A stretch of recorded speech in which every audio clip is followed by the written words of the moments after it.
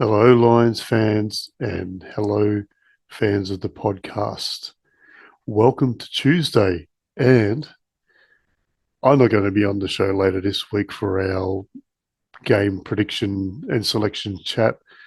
I have some personal business to take care of, so I'm getting in a little bit early with my predictions for the game against the Western Bulldogs on Friday night, which I will be at. Now, I'm going to be going in a little bit blind as to what the selection of the team's going to be.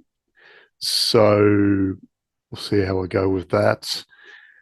And in the meantime, though, there's some big news.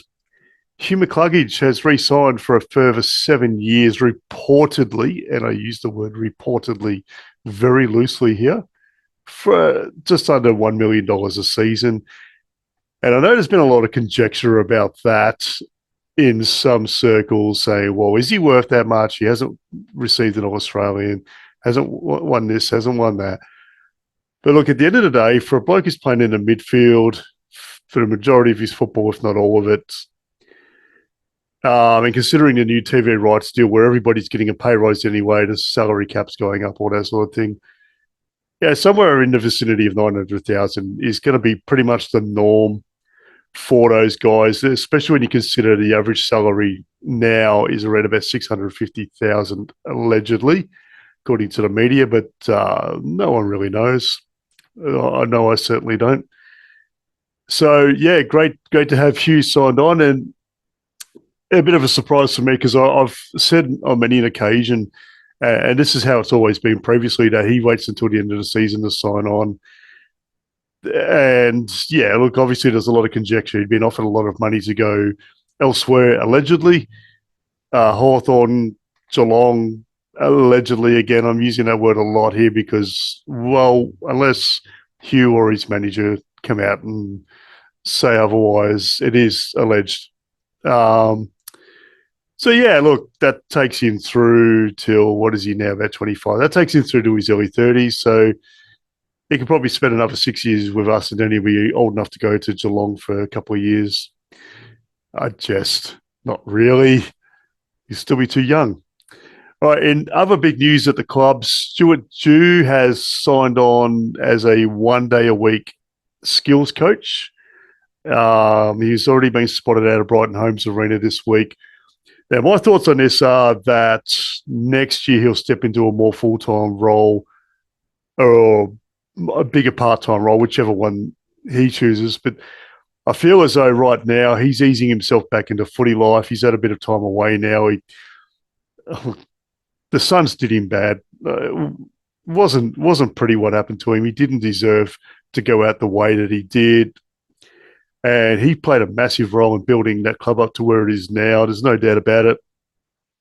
One of the most skillful footballers in the last, say, 25, 30 years. Beautiful left foot kick. Could offer a lot of assistance to some of our left footers, of which we have many, especially those who are not high in the kicking efficiency department, without pointing fingers or being a dick about it. There's a few. We know who they are. They know who they are. So Stewie can help out in that regard. But look, I feel next year he'll step up. The other thing too is the soft cap has a cap, so to speak.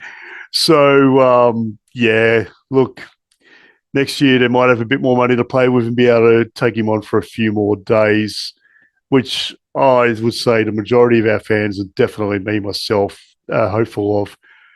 He's a really good footy brain and has a lot of good footy experience, couple of time premiership player as well, and definitely was a big difference in the Hawks winning that 08 grand final or not. I think they probably still would have won it, but he made sure of it with that little burst at the time when the game was a bit hot. So good to have Stewie on board. I love the man, and as much as it pains me to say so, even when he played for the old Port Power, I loved him then. And as a Fitzroy man, that hurts me to like anything to do with that football club. But yeah, beautiful left foot kick, and just love the way he went about it, and gave hope to guys like me who weren't your classic athlete or male model. And I just want to say to the people who are fat shaming Stewie on social media at the moment, give it a rest and take a good hard look at yourselves in the mirror. All right, nobody's perfect. You definitely aren't, and just get over it. Like seriously, let the bloke's football brain do the talking. What he looks like is none of your goddamn business. Anyway, I will move on. So the game, we played the Bulldogs on Friday night at Marvel Stadium. The Bulldogs are running pretty hot at the moment. However, they do have a lot of injury troubles, as do we. They have obviously Sam Darcy, the young rising key forward, son of Luke, as we keep getting reminded, my mate Luke Darcy. He's suspended for, I think, 2 weeks. And I reckon 99% of the football world probably would rather have given him a pat on the back for knocking Braden Maynard over than seeing him get suspended. So that's a big plus for us because he's a big, big boy, 208 centimetres, lump of a lad. Also, Aaron Norton, one of their other key forwards, is out. So that makes life a bit easier for us. I would assume Rory Lobb's going to come into their forward line, and I'm sure we're all across what's happening with the big fella there, whether he's going to be hanging around at the Bulldogs or if he's happy there or anything like that. I reckon we might see him step into genuine utility status at his fourth or fifth or sixth, whatever club it is, next year. I hope he just doesn't use the game against us on Friday night as an audition. Now, for us, I would assume Eric Hipwood just comes straight back in for Brandon Ryan. We definitely missed Hipwood's run up between sort of half forward, half back, along the wings, through the guts. We missed his ability to get back and impact the contest around the forward 50 area as well. I know a lot of people have been critical, saying his stats are down and this and that this year. But, I mean, he's not the only guy in the team that's going through that. And I still think his value became a bit more realised and appreciated by fans and the media last game against Hawthorn, when Brandon Ryan didn't have that same sort of work rate that Hippie has. So it'd be good to have Hippie back in. I reckon he'll be fired up and ready to go. Big point to prove. You know, you can argue all you want about whether he should or shouldn't have been suspended. As you can see over my shoulder there, he's still a little bit shocked about it himself. Yeah, shout out to Kane from the Royal Derby Hotel for giving that cut out to my kids. They love it. They take it on their travels to a few different places. So also maybe one or two other changes. Possibly maybe Brandon Starcevic comes back in.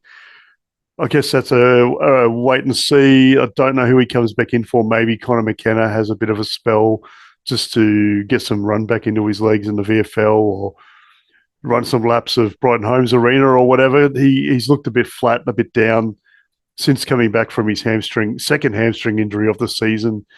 I love Kenny, but I think he's got a bit of work to do to get himself back to peak fitness and back to the player we knew and loved last season.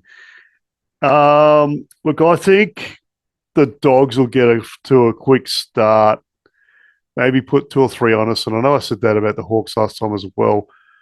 And I know they've been hot, but yeah, I mean, look, they beat Collingwood, who are sort of a bit up and down, a bit like the Dogs and us, and sort of those teams in that sort of, 8 to 13 sort of bracket. They're all sort of really hard to get a read on. So make of that what you will. They flogged the Tigers, who we also flogged. So, yeah, look, I don't know. The Dogs, obviously the midfield's continuously called the best in the comp, and they got the best list in the comp, and they should be doing this with that list or whatever. maybe the list isn't that good. Maybe it is. I don't know. Um, I'm trying not to pass judgment on opposition teams this year. Last year I did it a few times and got absolutely burnt.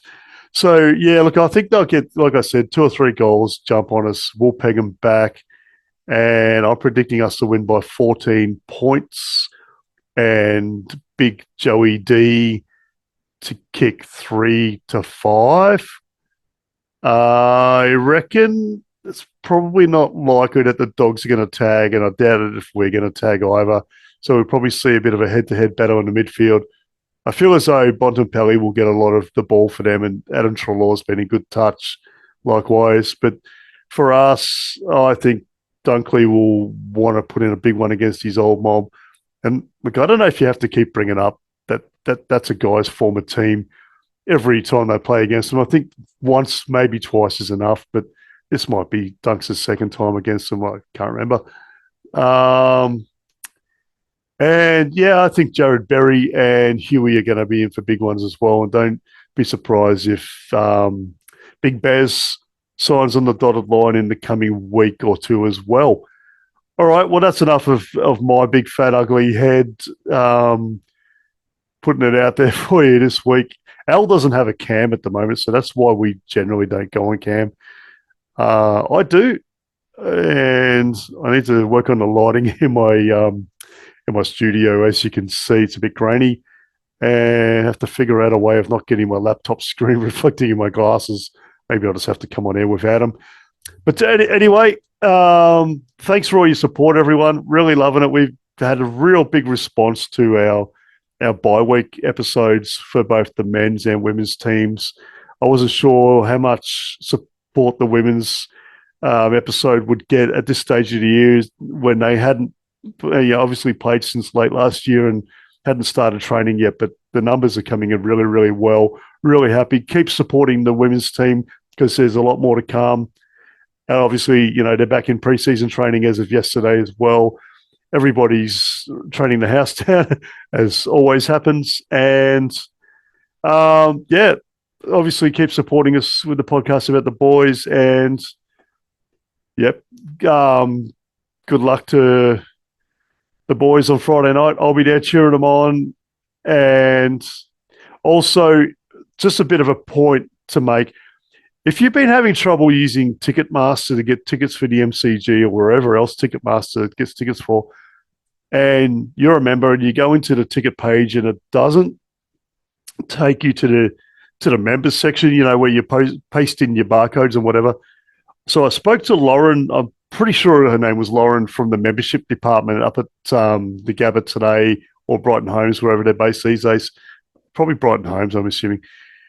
And she suggested to use Google Chrome, paste the link that they sent you in the email into Google Chrome. I did that. It worked instantly. I got my tickets for us versus Collingwood at the MCG later this year, when previously when I just went straight from the email to the link that opened up automatically, it was taking me to the page where it's just for regular general admission and that sort of thing. So thanks to Lauren. You are a bloody legend.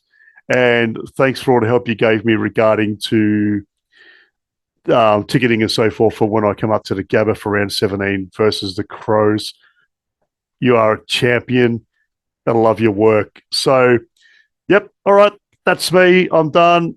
You won't see me again this week on air or hear my voice again.